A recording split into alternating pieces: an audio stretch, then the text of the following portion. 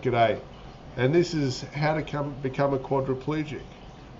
A cursory tale into the life and times of moi, spelt in a French way, moi.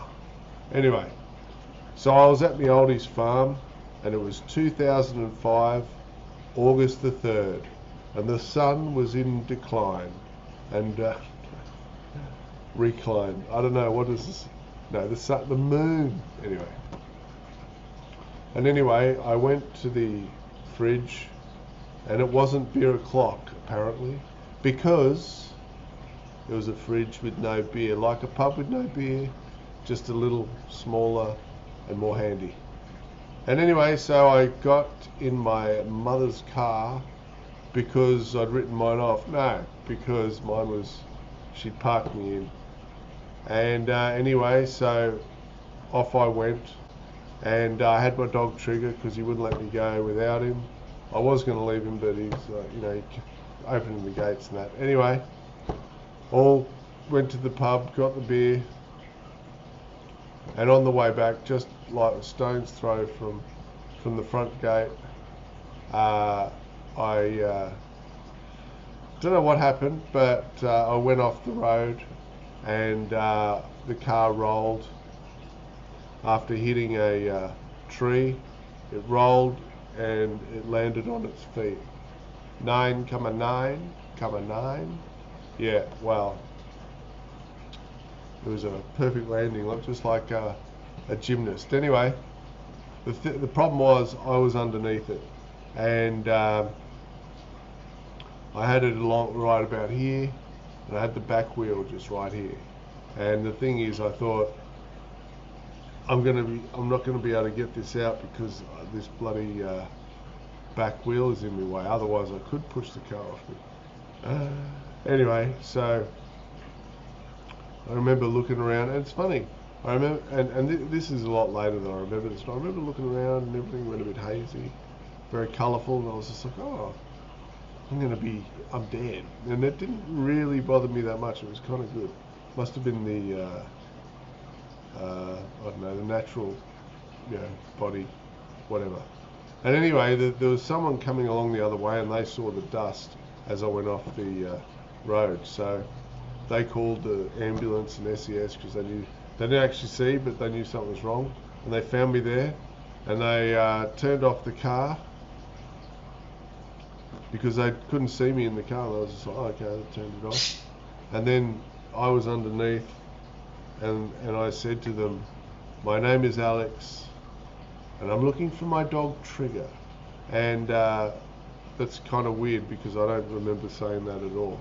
It's like this guy in rehab said, like he'd skidded along the road and his head left a trail in the mud, and the cops came up and said, oh, we've got a fatality here, and he'd said, I'm not dead.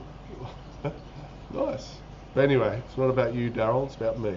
But anyway, so I don't remember saying this. Dad told me this is what they said, and Dad had seen come in from Melbourne coming the other way, and he'd seen something there, and he knew there was a problem, and he went up to have a look, and then they said, oh, it's this bloke Alex, blah blah blah. And he freaked out and went and got my mum, and my mum could see what was going on.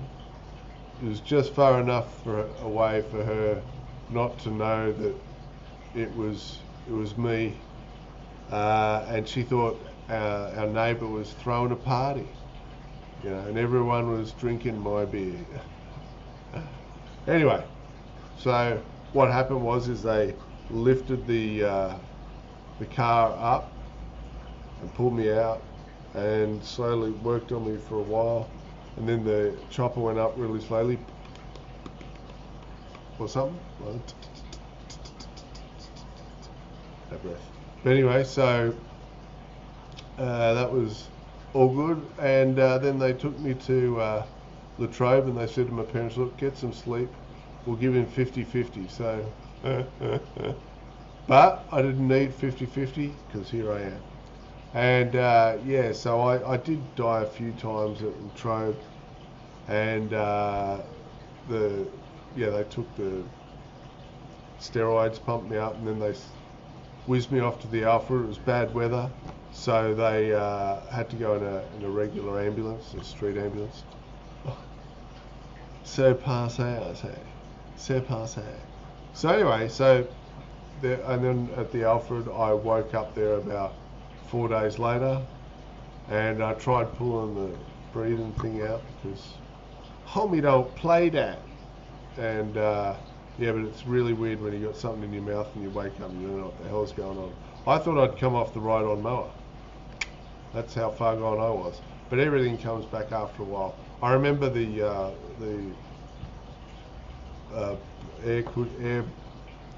airbag smacking me right in the head. Boom. And it's like being punched in the face. Yeah, I've been punched in the face a few times, but anyway, not since apparently. Yeah, so apparently, like I don't know. Yeah, so I ended up having a spinal fusion after my temperature dropped because I had to wait. They had a fan on me and everything. I was really hot, but the C3 to C6, but I've got I'm a C4, C5 incomplete, not comme ça, C4, C5. Ah, that's me. And yeah, but a bit incomplete because I got a bit of wrist, which is really handy. Don't have to wear those gloves, but you know, fair enough.